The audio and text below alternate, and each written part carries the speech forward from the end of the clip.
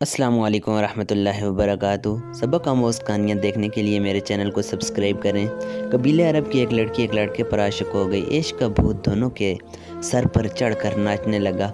मुख्तसर ये कि दोनों ने भागकर शादी करने का फ़ैसला कर लिया।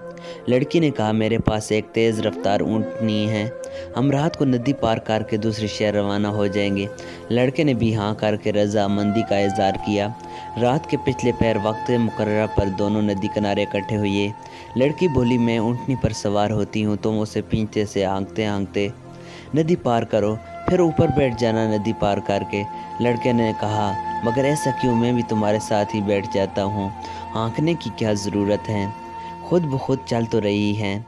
लड़की ने कहा, इसका बाप भी हमारा पालतू ऊँट था, उसकी आदत थी कि वो बीच नदी में जाकर बैठ जाता, पानी देकर मस्त हो जाता और मारने पीटने पर भी डेट बना रहता। ये ऊँटनी भी पानी में जाकर बैठ जाती हैं, आदत है इसकी भी, तो इसलिए तुमसे कह रही हूँ कि इसको पीछे से हाँकते जाना, फिर नहीं बैठेगी वरना हमारा वक्त बच जाएगा और हम सुबह होने से पहले शहर से दूर निकल जाएंगे। लड़के ने कुछ देर लड़की के चेहरे पर नजरें गाड़े रखी और फिर ठंडा लंबा सांस लिया जैसे कोई पुख्ता इरादा कर चुका हो और बोला, हम भागकर शादी नहीं करेंगे, मुकद्दर हुआ तो नकाह हो जाएगा, नहीं तो जो रब की रज़ा, तुम वापस अपने घर चली जाओ। लड़की ने कहा, मगर क्यों, अचानक क्या हो गया तुम्हें? इस पर लड़के ने कहा, इस ऊँटनी के बाप की खसलत इसमें मुंतकिल हो गई, तो क्या मेरी खसलतें मेरी बेटी में और आने वाली नस्ल में मुंतकिल नहीं होंगी?